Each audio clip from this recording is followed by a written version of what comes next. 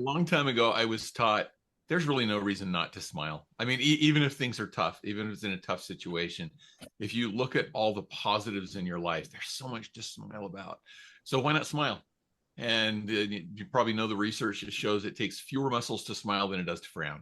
So let's save some energy and smile more. There's really cool research that if you're feeling down and you don't feel like smiling, if you take a pen or a pencil and you put it between your teeth, if you shove it back, and it forces those muscles to kind of go into that position of smiling, it actually elevates your mood. Welcome to the Kindness Factor podcast, sharing life-changing personal stories of the transformational impact of deep kindness. Hosted by Dr. Elia, the happiness doctor. And Randy McNeely, Captain Kindman.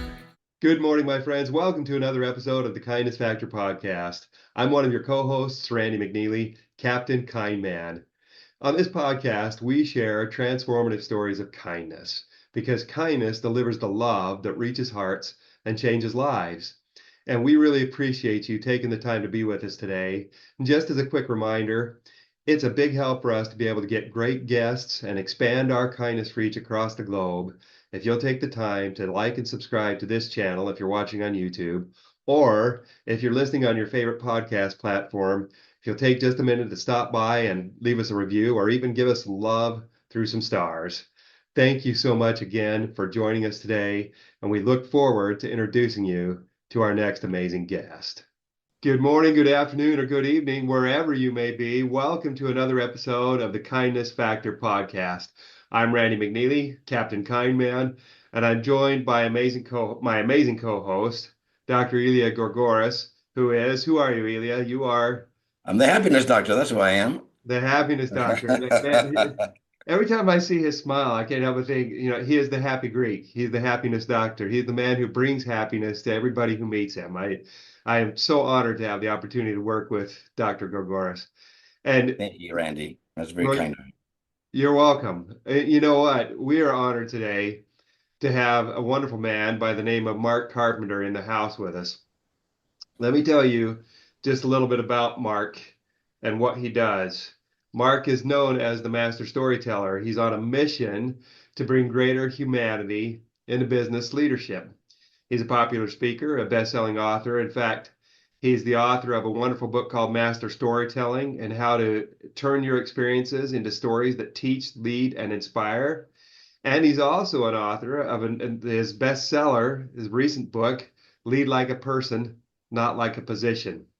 He's the co-host of the Infuse Compassion podcast with Amy Quesenberry. He's a man who has spoken in multiple locations. He's spoken at leadership and training conferences, and he's a popular podcast guest. He's praised for his engaging style, insightful stories, and applicable concepts. And you're going to find that out as we get a chance to talk to Mark.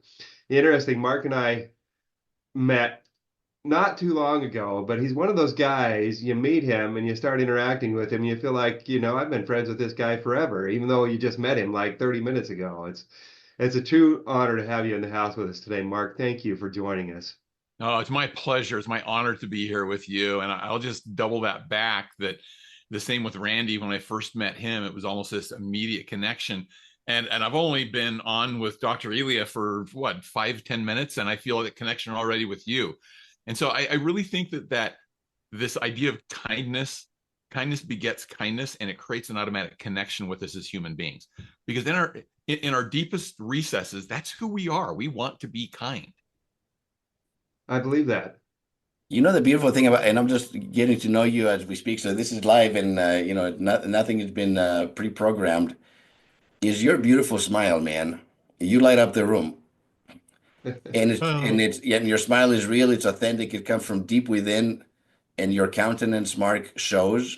To me, that's the most important thing, actually, because the great thing about for all of us getting older is like, listen, we don't have to prove anything to anybody. Just show up as yourself and just relax, and everything is good. Life is good, And a long time ago, I was taught there's really no reason not to smile. I mean, even if things are tough, even if it's in a tough situation, if you look at all the positives in your life, there's so much to smile about. So why not smile? And you probably know the research that shows it takes fewer muscles to smile than it does to frown. So Let's save some energy and smile more. The funny thing is that, and research does show that, is that if we smile for an extended period of time, it actually tricks the brain, Yeah. thinking that, hey, something good's happening here, and then those beautiful chemicals start getting released into your system. So then you have even more reasons to smile. So Yeah. It's, There's even some research. We're probably like way off topic that's already. okay. It's But, okay. We're but, educating people. That's but fine. there's really cool research that if you're feeling down and you don't feel like smiling, if you take a pen or a pencil and you put it between your teeth, if you shove it back and it forces those muscles to kind of go into that position of smiling, it actually elevates your mood. Isn't that remarkable? Yeah. Remarkable. Anyway, the beautiful thing about all these smiles is that they're contagious. You cannot, you go around, if you smile, you'll be amazed. We've all had this experience. You're walking through a store, you're walking somewhere else, you're getting on a plane, whatever. If you smile at people, people smile back. Not Yeah. everybody, but most people are going to smile back. I was in Utah right the day before COVID hit and shut everything down. I was in Utah pitching to an organization about a show that Elia and I have been working on, the Kindness Factor Human Interest Series. And I got on the plane to come home, come back to Iowa, and I smiled at the first guy I saw. And he says, to me, totally out of the blue. He said, "You got a great smile." I said, "Well, thank you." I said, "You want a secret? I'll bet I can make the people behind you smile and the ones behind them smile. Just look, I'm going to smile at them right now." And without fail, just because I said that and the way I smiled at them, everybody right there was smiling. We had a great moment. And think about that. I elevated the mood, and and I'm not saying this to be self-aggrandizing, but just by simply smiling, elevated the mood right there in that area for the time that we were there and looking at each other. And that's the beautiful thing about smiling. It elevates And, everybody that sees it. and it's not hard. I'm that weird guy at the airport too that will try to make eye contact with people just walking through the terminal and just smile and nod. And it is amazing. You're right, Randy. How many people smile and nod back? on a more serious note, I think sometimes people get overwhelmed when we talk about, and we specifically talk about not random acts of kindness, but mindful, conscious, and deliberate acts of Intentional. kindness. But Intentional. it intentional, right? It doesn't take nor a lot of time, nor a lot of effort, because and a smile is like it truly is effortless. Some people get overwhelmed, like, well, I don't know if I have the money or the time to go and do all these grand things about kindness, but it can start with a smile, a handshake, a hug, eye contact. Call somebody by their name if you're going through the line and you see their name is Mary. Mary, I hope you have a good day. Just mentioning one's name versus being this anonymous, not even making eye contact, and I want to just get my things paid and get out of here. Those are like tiny, tiny adjustments, and they make the world of a difference to that person. You know what, Dr. Elia, you made a great point there about using people's names. And I learned this great lesson from my son. We were at dinner together one time, just he and our server came up, and I can't remember her name, but he very intentionally called her by name. She had a name tag on. We'll say Becky. Says, "Hi, Becky. Thanks for serving us tonight." And she got our drink orders and walked away. And I said to him, I said, "Yeah, I do that too. I try to use their name. I think you get better service that way." And he looked at me and he says, "Well, I just use their name because that's respectful. And everybody deserves to be called." Wow, he taught you a lesson. And I'm like shrinking into my seat and going, "Yeah, you're right, son." Because you But made just it I sound a get little that. bit transactional. Like if I call her by name, I'm going to get better service, which happens to be true, by the way. But he raised the bar Yeah. and saying, "Dad, I do because it's respectful. It's the right thing to do." Wow. And back to intentions. His intentions were more pure than mine were in that moment. And so I think those intentions will shine through as well. And it'll come out as we do those very intentional acts of kindness. I'm so Well, grateful you people shared can that feel it. story. Yeah. People can feel it. And, I want to share one. As we've been sitting here, I've thought of one other story about the power of a smile. Now, this is a powerful story. This is a heart grabber.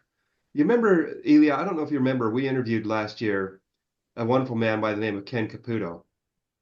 And he shared a story about he teaches Taekwondo, and he's in the martial arts, and he has a studio, several studios and things like that. And he shared the story about how they work with their kids to help them to learn, good values. And one of the things they teach them about is smiling and smiling at people. And this one of the young men came and told him the story. He says, I think I may have saved somebody's life because I smiled at them. And he said, well, tell me the story. So what happened? He said, well, I got on my bus last night and there was a kid on there that just didn't look very happy. And so I decided to just do what you said. I decided to just smile at him and kept smiling at him. And this morning he got on the bus and he came up to me, and he's older than I am. He came up to me, he said, thank you for smiling at me yesterday. I was about to go home and kill myself. Your smile, I was thinking about it, I was about to do it, and then your smile kept coming to my mind, and thinking, if he could smile at me and see something good there, then I must have something to live for.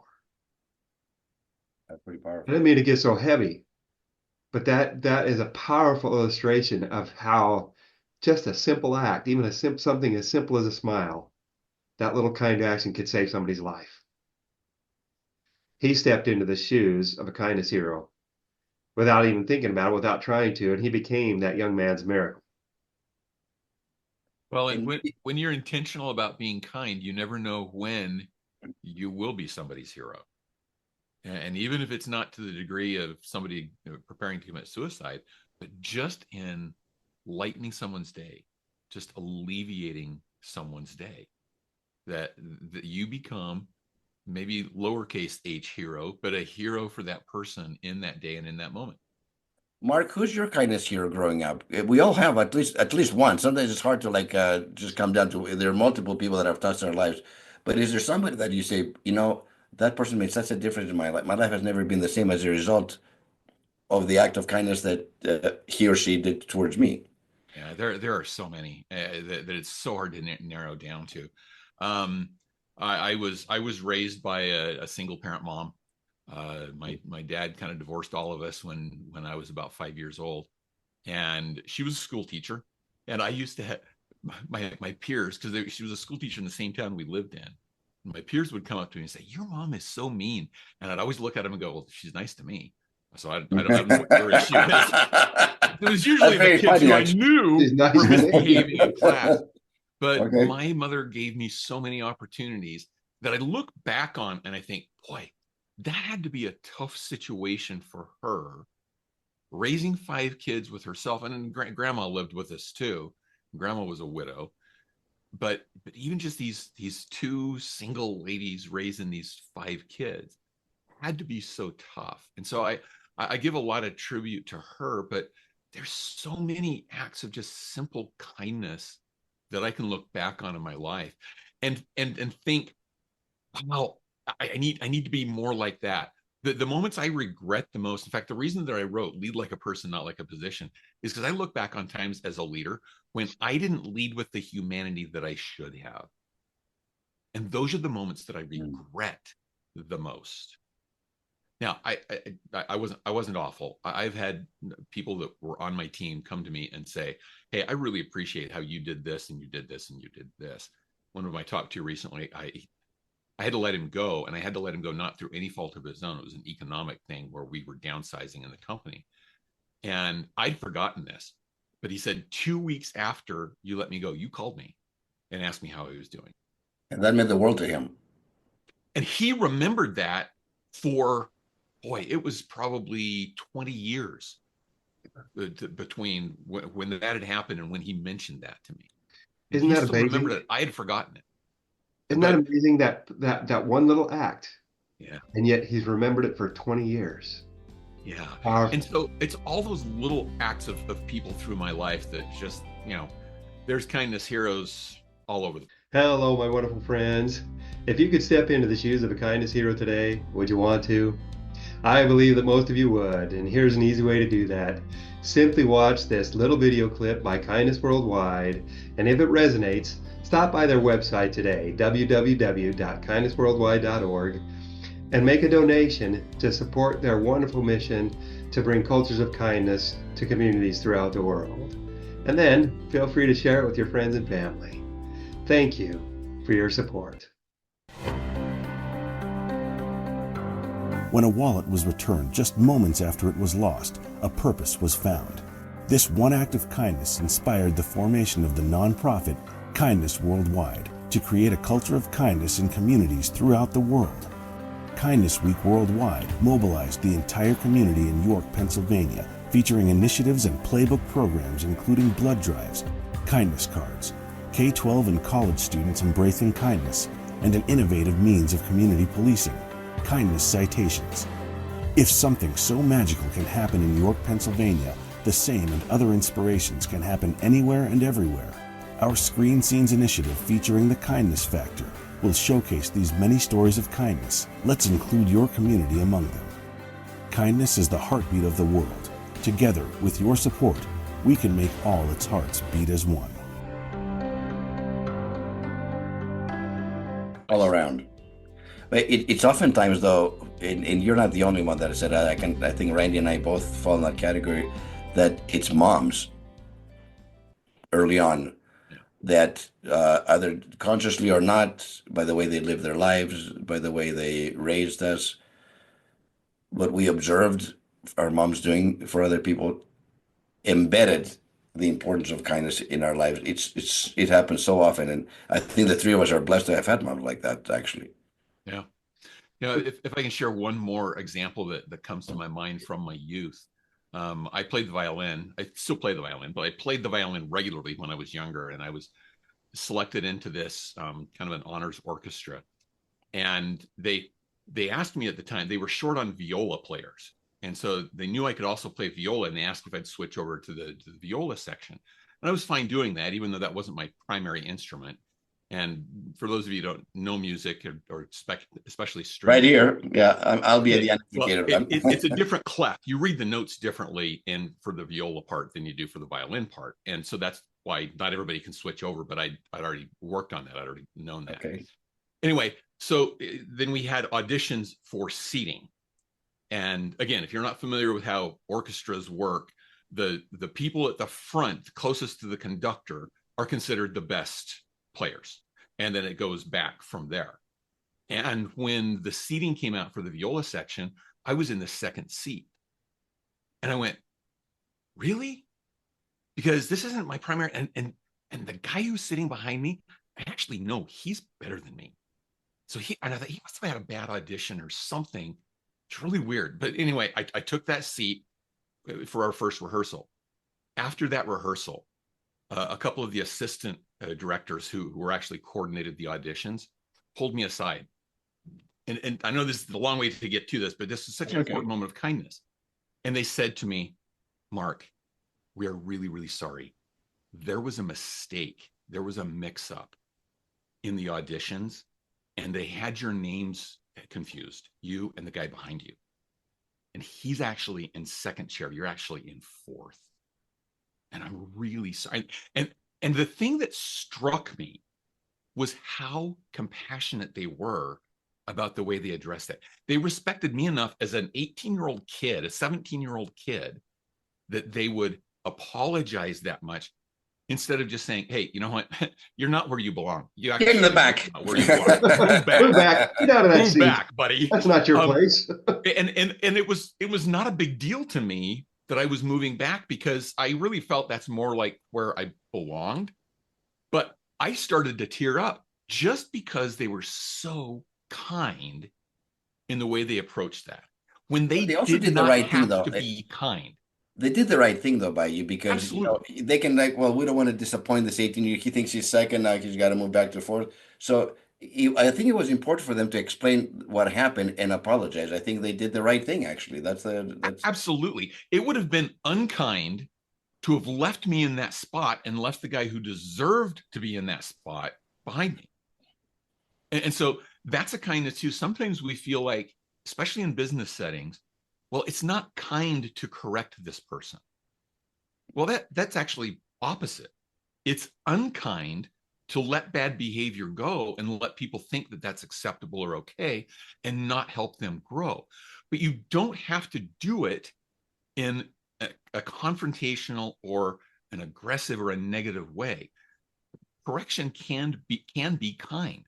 Correction is kind when you do it with humanity. It depends where you're coming from, because there can be correction. Let me give you some constructive criticism, which, by the way, I think is an oxymoron. There's nothing there's nothing constructive about criticism. And a lot of people will say that. So the energy that it can be hurtful and unkind. But what you just described is beautiful. Thanks for sharing that story. So, Mark, you recently wrote and released Lead Like a Person, Not Like a Position. Tell us a little bit about what inspired you. What was the why behind writing that book? Why did you feel like you needed to do it? Yeah, part of it I mentioned earlier, that I look back on my leadership and times that I felt like I'd failed as a leader. And almost every time it was because I was not treating people with the humanity that they deserved. I was leaning more on my position, on my authority, than I was on being a person. And I got to thinking about why this happens and why it happens so regularly in organizations. Because if you've been in an organization for more than a hot minute, you have probably seen that leader who says things like, do it because I said so. I had a leader literally say, I sign your paycheck, so you have to do what I tell you.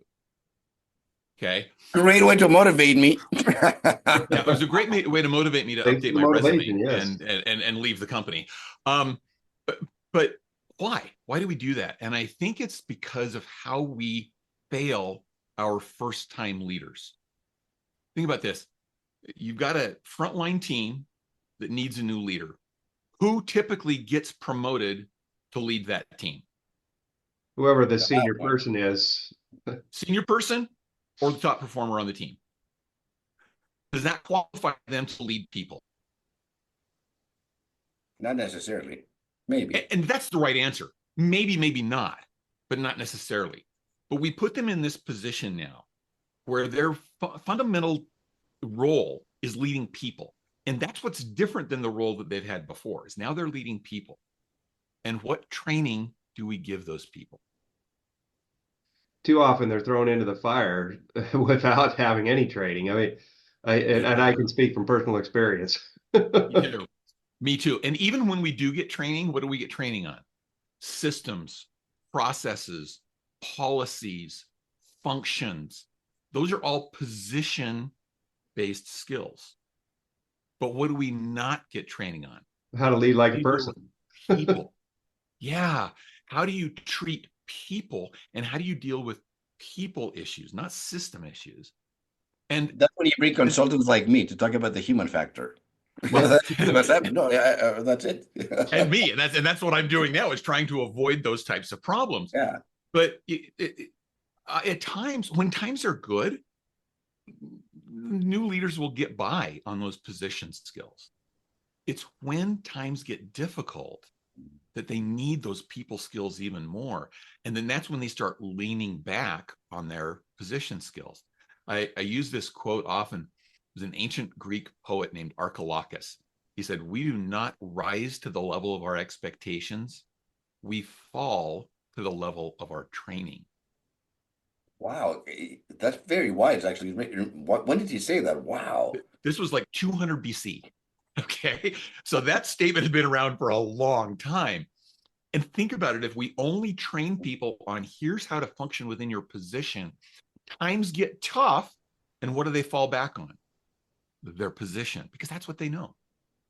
And so my push is, let's develop frontline leaders who know how to lead like a person, who know how to listen and communicate intentionally and actually recognize people's good work. And if they can do that, a whole host of other leadership skills that they need fall into place a lot easier.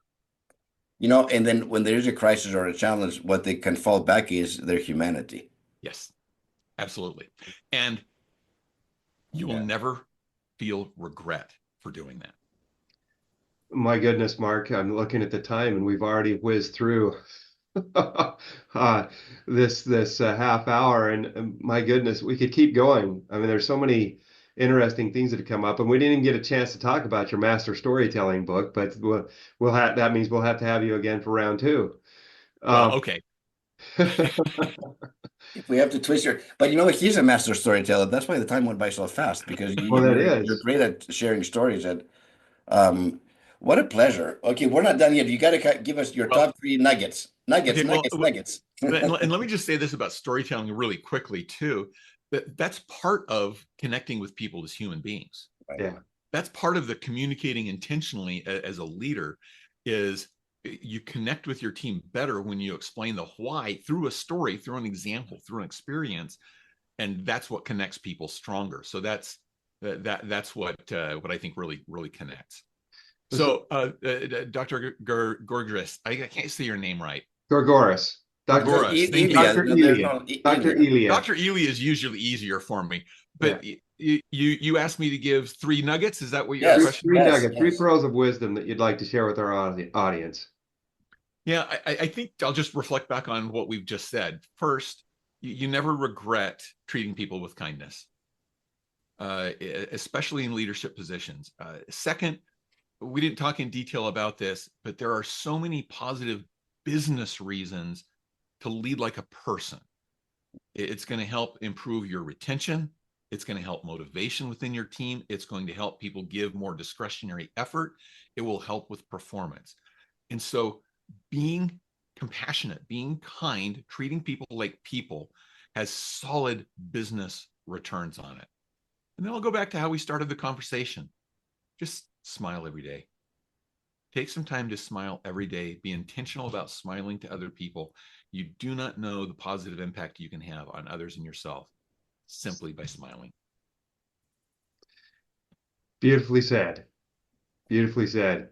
I'm sitting here and I'm looking, you know, we're obviously recording, and I'm looking at all of your both of your faces, and just I cannot help smiling because I can see your smiles, you know. And so thank you so much, Mark, for being willing to join us today. Thank you, Dr. Elia, my good friend, for helping this to be a wonderful conversation.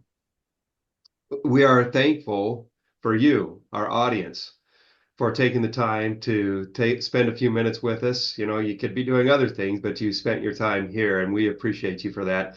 And want to just remind you today, as you go forward, stop and take just a couple minutes and think about what you learned on this podcast, how it's applicable to you, and then think about what you're going to do about it, how you're going to go out and apply it and make a difference. Because remember that with kindness, everybody wins. I have one more, Randy, one more thing I want to ask Mark. Oh, yes. Yeah, how can our audience get in touch with you, connect with you, follow you? What's the best way? You can find me on LinkedIn. So it's Mark Carpenter, and I'm in Sandy, Utah. If you're seeing a video version of this, I'm the only Mark Carpenter with this face. There's a lot of Mark Carpenters out there. But you can also connect with me through our website, leadlikeaperson.com. So very simply, leadlikeaperson.com. Perfect. And you can find me there. Great. Thank you, Mark. Thank you, Mark. Appreciate it. What a pleasure. It's been my pleasure and honor to be with you, gentlemen.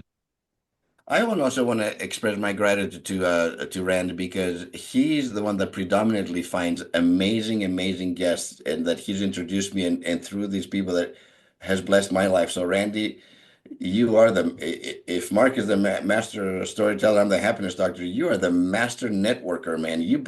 You find people who are so good, and you bring them to our show, and you introduce them. So it's a pleasure. Mark, I hope when next time I come out to Utah, we can grab some brunch, breakfast or something and connect. I'm not that far away from Sandy. Please. I'll be there in May. Please let me know the next time you're out, and let's do it. You got it. All right.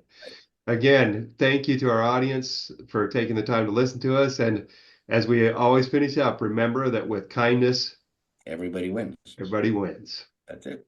Thank you.